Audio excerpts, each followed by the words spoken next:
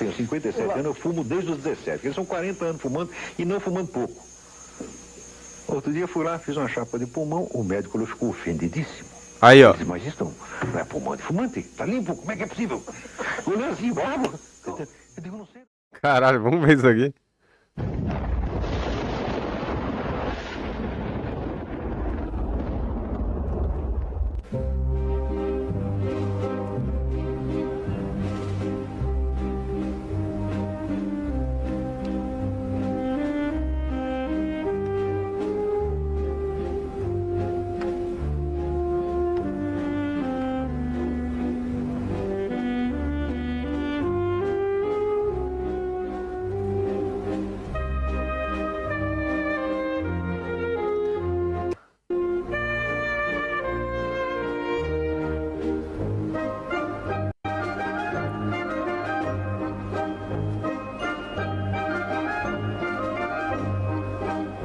Caralho, os Betinha vão ficar ansiosos agora, hein?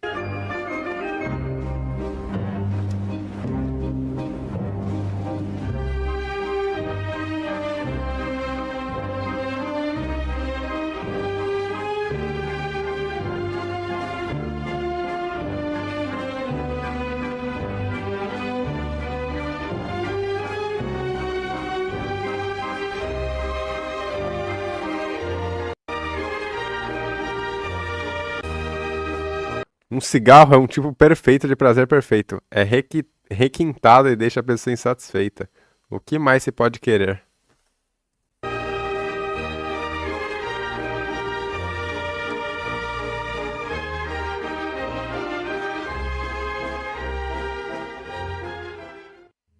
Até os anos 50, praticamente ninguém havia sugerido que fumar seria... Me diga desse vídeo quem está vivo. Será que a gente vai ter que provar de novo que os homens mais velhos do planeta fumavam? Judicial. Muito pelo contrário. O ato era muitas vezes recomendado pelos médicos. Naquela época, fumar era a norma. Porém, tudo mudou em 1960. Já fiz várias lives com ele, Chamuca.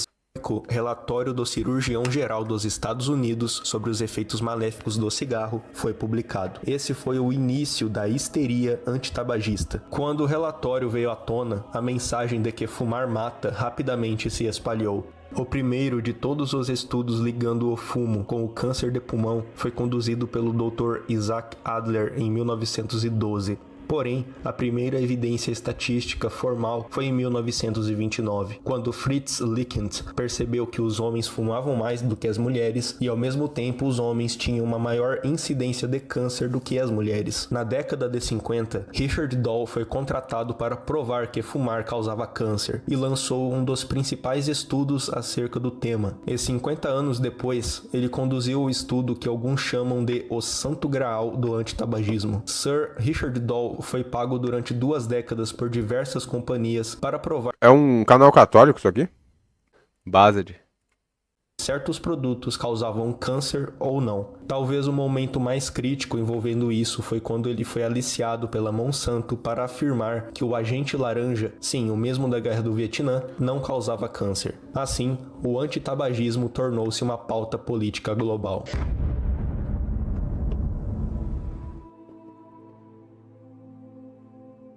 Assim como as outras ervas, o fumo também possui propriedades medicinais e terapêuticas. Dr. Paul Newhouse, diretor do Vanderbilt Center for Cognitive Medicine, testou 74 adultos diagnosticados com deficiência cognitiva leve, um precursor do Alzheimer. Durante 6 meses, metade recebeu adesivos de nicotina diariamente e a outra metade usou adesivos de placebo. Aqueles que usaram o adesivo de nicotina tiveram melhora significativa na atenção e na memória. Não houve efeitos colaterais graves e nenhum sinal de abstinência de nicotina. Deve-se enfatizar que os adesivos só produziram melhora naqueles que já estavam com perda de memória. Não foi estudado como um método de prevenção. A segurança e a tolerabilidade da nicotina transdérmica foram excelentes. Em outro estudo, o risco da doença de Alzheimer diminuiu com o aumento do número diário de cigarros fumados antes do início da doença. Em 6 famílias nas quais a doença foi aparentemente herdada, a idade média de início foi de 4 a 17 anos. Pior que a gente já viu isso aí, né, na PubMed. Tem um artigo assim. Detalhe, sem sacanagem, todos os meus parentes que fumam são inteligentes. Cara, pior que tem uma correlação clara entre cigarro... Não, Calmalítico, você tem 13 anos, cara. Não, você tem 13 anos, Calmalítico, não faça isso. Anos mais tarde em pacientes fumantes do que em não fumantes da mesma família. Um estudo conduzido pelo oncologista William Kreisman descobriu que fumar aparentemente diminui o risco de desenvolver câncer endometrial.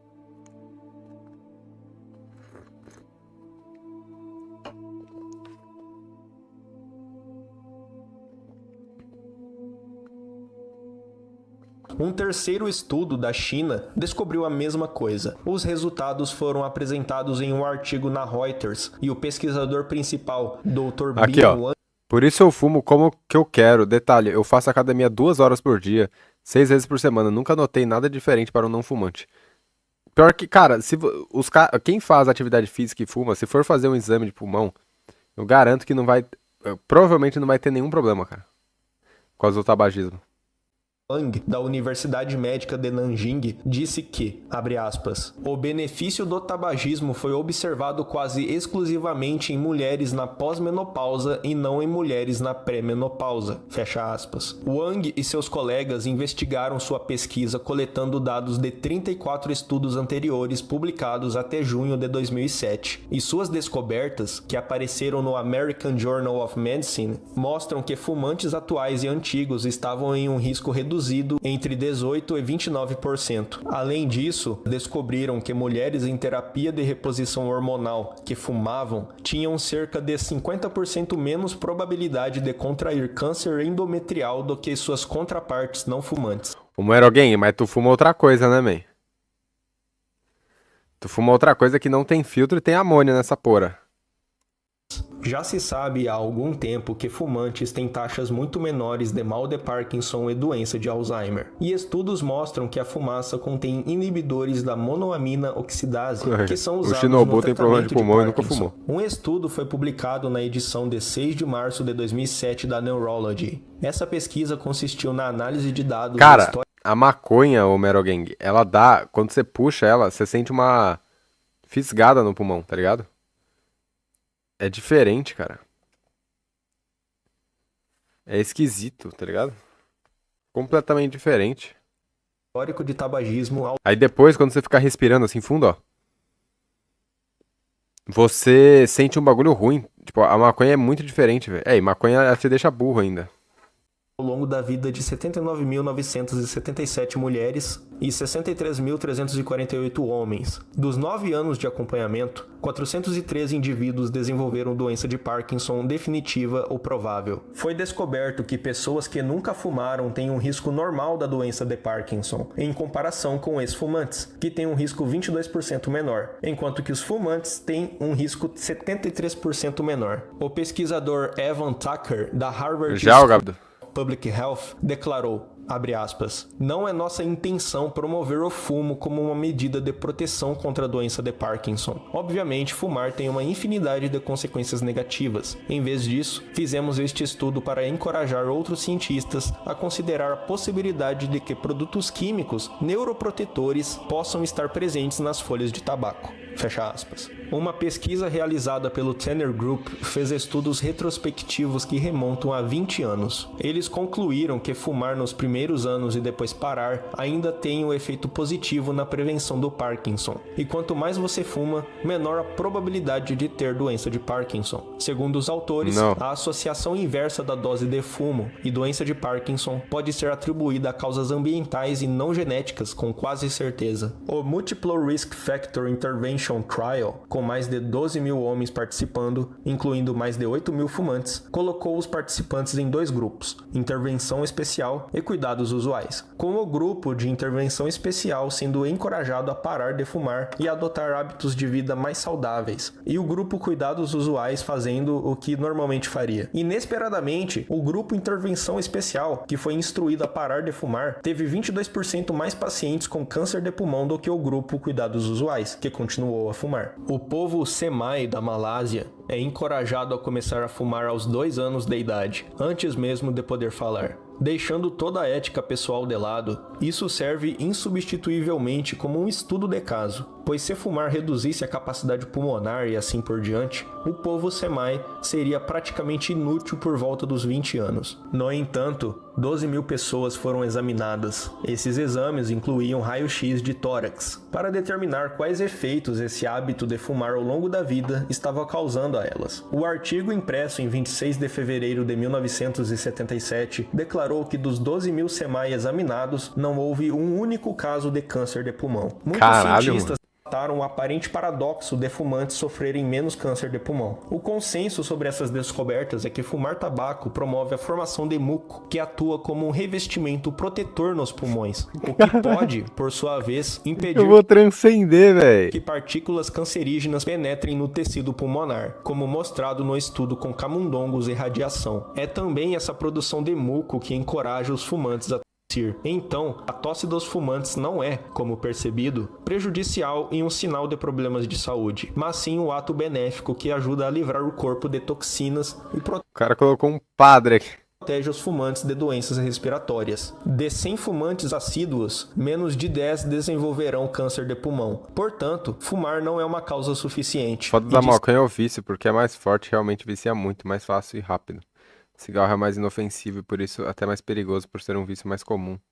100 pessoas que desenvolvem câncer de pulmão, aproximadamente 10 serão não fumantes. Portanto, fumar não é uma causa necessária. A Universidade do Sul da Flórida fez um estudo marcante sobre os efeitos do tabaco e pessoas com síndrome de Tourette. Embora os adesivos de nicotina sejam um método rudimentar de administração, em comparação com fumar ou usar injeções intravenosas de nicotina, seus resultados foram surpreendentes. A reportagem da King TV Seattle disse que os pesquisadores descobriram que os adesivos de nicotina aumentaram a eficácia dos medicamentos administrados para aliviar os sintomas de Tourette. Eles acompanharam pacientes com idades entre 9 e 15 anos que responderam mal ao haloperidol ou outros medicamentos comumente administrados para tratar a síndrome. Quando o medicamento foi combinado com um adesivo de nicotina de baixa dosagem, os benefícios da medicação aumentaram em média 45%. Os pacientes usaram o adesivo por 24 horas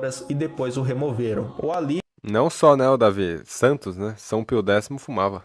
O alívio dos sintomas ocorreu dentro de 3 horas após a administração do adesivo e foi mantido até 10 dias após a remoção do adesivo. Paul Sandberg, professor e chefe de neurociência da Universidade do Sul da Flórida, disse que cerca de 80% de seus pacientes mostraram melhora tanto na diminuição da frequência quanto da intensidade dos tiques com efeitos de longo prazo. Em resumo, a nicotina é usada para tratar doenças e transtornos como a depressão, ansiedade, obesidade, esquizofrenia, TDAH e síndrome de Tourette, além de prevenir a colite ulcerativa. Outros efeitos A diferença do remédio para o veneno é a dose, exatamente.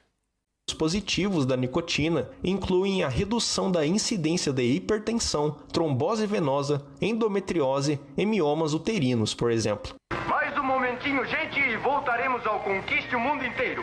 Mas antes vamos ouvir um homem que pensa falar sobre o fumo. Ah, eu não fumo. Talvez o maior mito envolvendo o fumo seja o pulmão preto do fumante, que é normalmente mostrado para desencorajar os fumantes e provar que fumar é prejudicial à saúde e, mais especificamente, ao pulmão. Esses pulmões pretos de fumantes são frequentemente comparados com pulmões de não fumantes, que são limpos e rosas. Mas a verdade é que eles comparam o pulmão de uma pessoa saudável com o pulmão de uma pessoa com câncer, que obviamente vai ter o pulmão escurecido. Ray Kephart, homem experiente que realizou mais de 1.560 autópsias, afirmou que é impossível saber pelo pulmão se o defunto era fumante. Isso foi confirmado pelo renomado patologista holandês Dr. Jan Zeldenrust em uma entrevista de televisão. Eu nunca consegui ver em um par de pulmões se eles pertenciam a um fumante ou não fumante. Posso ver claramente a diferença entre pulmões doentes e saudáveis. Os únicos pulmões pretos que são de trabalhadores da turfa e mineradores de carvão, nunca de fumantes. Em 1964, o US Tobacco Research Council conduziu um estudo em 3.000 pulmões que haviam passado por autópsias e nenhuma diferença foi encontrada entre os pulmões de fumantes e não fumantes. Ainda no mesmo ano, na Alemanha, Um estudo feito com 26 mil registros de autópsias mostrou que não havia relação significativa entre tabagismo e câncer de pulmão. O escurecimento desse órgão, câncer, é visto quase que exclusivamente em mineradores de carvão, e não em fumantes sem câncer. As evidências coletadas não são da indústria do tabaco ou de grupos com interesses pessoais no consumo de tabaco, mas de estudos independentes que foram publicados em periódicos respeitados. Tais resultados destacam o viés dentro da política do fumo. Se a objetividade fosse a ordem do dia, então as organizações de saúde, junto com o governo, forneceriam todas as informações disponíveis. É sabido que o número de fumantes diminuiu drasticamente nas últimas décadas, enquanto que, ao mesmo tempo, a quantidade de casos de doenças pulmonares aumentou significativamente. Muitos dos supercentenários eram fumantes convictos, como Christian Mortensen, o primeiro homem verificado a chegar aos 115 anos de idade. Ai, caralho, é sempre caso isolado, né? Ele falou mais um caso que a gente não sabia. A gente já viu o cara lá da 140 anos fumava. O homem mais velho do Brasil, 115 anos, fumava. Esse cabo aí, fumava. Todo mundo. De charutos. Jeanne Calment, a mulher mais velha do mundo, que viveu até os 122 anos. Olha isso, fumava. Mano. A mulher mais velha do mundo, que viveu aos 122 anos.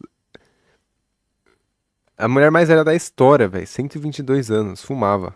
Diariamente desde os 21. Esses dois exemplos são apenas uma pequena amostra de um universo inteiro. Não, vape já é outra história, tá, gente? Vape já é uma gordura. É literalmente um lipídio que você manda pro seu pulmão. É outra coisa, você tá mandando água com gordura pro seu pulmão, cara. Isso aí é outra coisa completamente distinta. Tanto que você vê casos de problemas com vape agudo, né? Você vê pessoas usando em pouco tempo e já tendo problemas graves, né? O tabaco, até a indústria antitabagista fala, não, mas aí você tem que fumar 40 anos, aí você vai ter um problema, né? De fumantes, que inclui Richard Overton, o lendário veterano da Primeira Guerra Mundial, que fumava 12 charutos por dia e viveu até os 112 anos e 230 dias de idade. O 112... japoneses estão entre as pessoas mais longevas do mundo. Os homens japoneses, que têm 2 vezes mais probabilidade de fumar do que os homens americanos, não só vivem mais, mas também notavelmente têm taxas mais baixas de câncer de pulmão. As restrições cada vez mais severas sobre onde e quando se pode fumar refletem a real intenção dos antitabagistas: controlar as liberdades individuais. Além disso, ao adotar uma liberar maconha. Como o próprio Olavo cantou essa bola.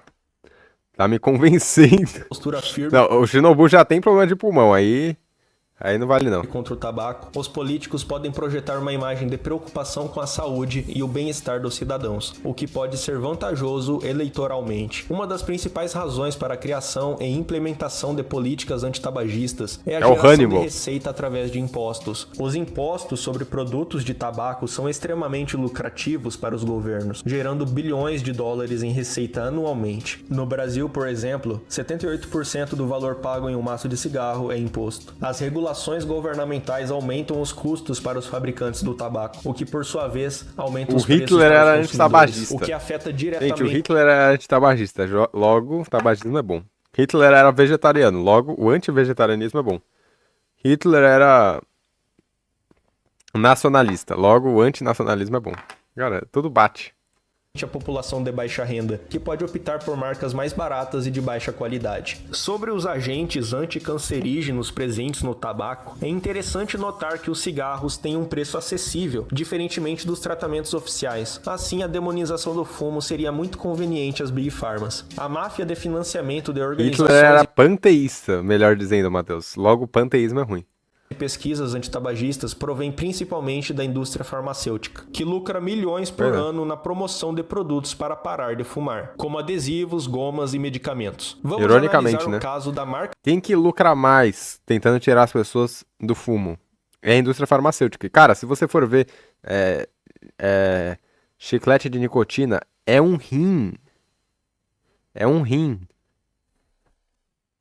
De goma de nicotina Nicorette, que faturou quase 300 milhões Cara, esse Nicorette é muito caro, velho. Dólares em um ano apenas com esse chiclete. A Nicorette atualmente controla cerca de metade do mercado mundial desse tipo de produto. Leis antitabagismo rigorosas foram aplicadas no Japão, apesar do fato de ser um país que geralmente é muito tolerante ao fumo. Agora, É proibido fumar nas ruas e existem repressões muito severas. Não é coincidência que isso tenha acontecido bem na mesma época em que a Nicorette começou a ser promovida no Japão. A real pergunta é: por qual motivo o governo e as elites se preocupam com a saúde da população? As mesmas elites que são abertamente favoráveis à redução populacional. O Hopa não, né, porra? Caralho, parece o Hopa. Abertamente favoráveis à redução. O globalista lá, filho da puta, parece o Hopa, esse filho da puta.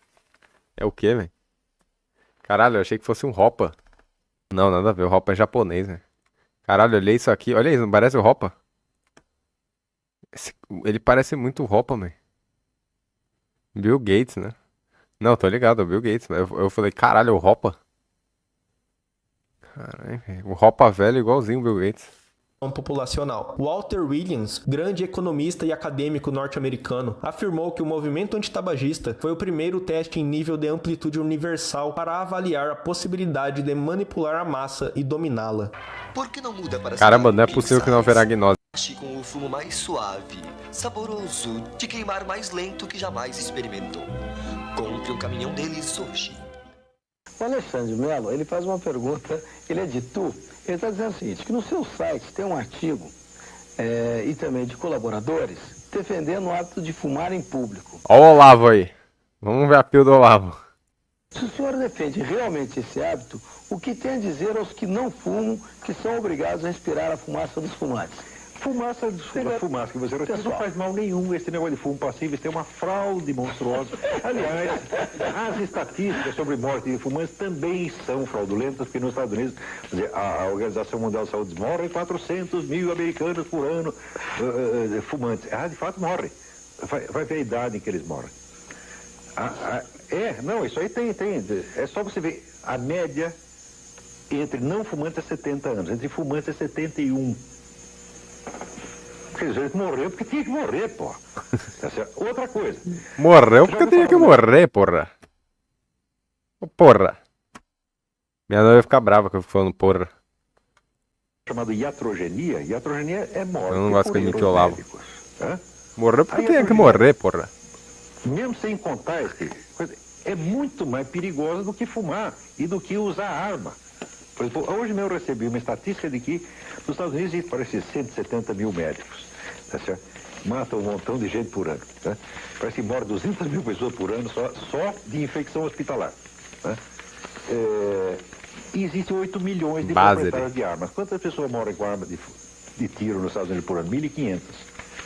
Ô Reisinic, tu joga xadrez. Fala aí, se os melhores jogadores de xadrez não fumam. Qual que é o melhor jogador de xadrez da história? Ele não fumava? Como é que é o nome do cara? Esqueci o nome dele.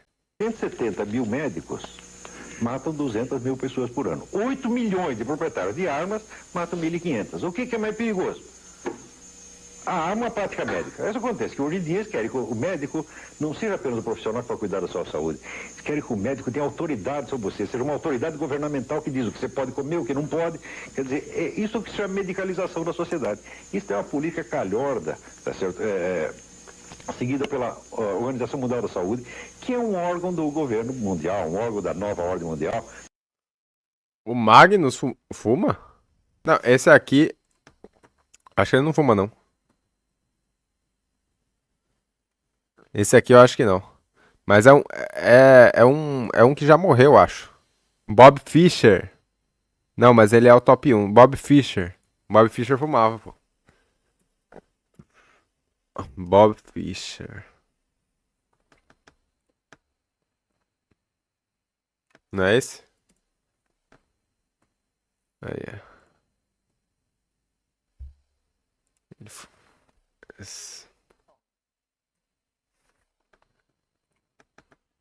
Aqui, ó. Com cigarro na boca, jogando xadrez, morgando todo mundo. Ô, louco, mas ele morreu cedo, né? Ele morreu do quê, vocês sabem? Insuficiência renal. Não tem nada a ver com cigarro. Tá certo? E é um instrumento de poder, no fim das contas. Deixar todo mundo assustado. Meu filho, você não pode fumar que você vai morrer. Você não pode comer açúcar que você vai morrer. Você não pode comer que você vai morrer. E deixa todo mundo fragilizado. As pessoas hoje têm tanto medo de ficar doente, tanto medo de perder a sua saúde, que virou um bando de covardes. Eu digo, nada disso faz bem à saúde, meu filho. O que faz bem à saúde é confiança, é coragem, tá certo? Sem isto, o seu cérebro não funciona. Então, agora, estão ensinando a pessoa a ficar cada vez mais covarde. Tem que cuidar de si, tomar conta, tomar cuidado com isso, tomar cuidado com aquilo. Cuidado, você tem que escovar o dente. Cuidado, você tem que ir 10 vezes por ano no dentista. Se não fizer bem para você, vai fazer bem para ele. E assim por diante.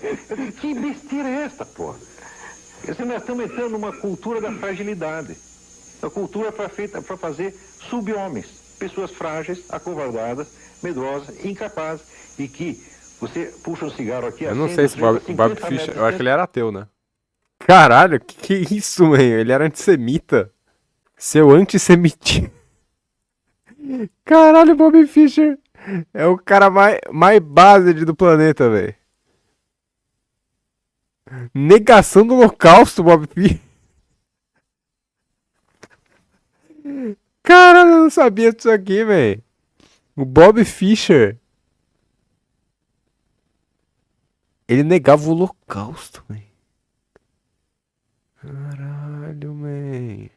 Olha isso. Calma aí. Quando jovem, Fischer se juntou à igreja Deus do Rádio, mas ele deixou esta igreja evangélica com comentários francos. Fischer teve um funeral católico. Não está claro se tornou católico romano antes da sua morte. Caralho, velho. Você já começa a tossir. Ele tosse, o fumante não. Olha, eu vou contar. Eu tenho 57 anos, eu fumo desde os 17. Eles são 40 anos fumando e não fumando pouco. Outro dia eu fui lá, fiz uma chapa de pulmão, o médico ficou ofendidíssimo. Aí, ó. Disse, mas isso não é pulmão de fumante? Tá limpo? Como é que é possível? Olhando assim, bravo. Eu digo, não sei, doutor, o pulmão que eu tenho é esse. Gente, o Olavo de Carvalho fumava desde os 17 anos. Ele foi fazer um exame de pulmão, sei lá, com 60 anos aí. E o médico achou que aquilo era uma afronta a ele, porque ele falou que aquilo não poderia ser um pulmão de fumante. O Olavo de Carvalho, ele nem fazia atividade física. O velho só ficava sentado na cadeira fumando. E ele não fumava pouco. O velho fumava pra caramba. É raro você ver ele sem um cigarro na mão. Chega.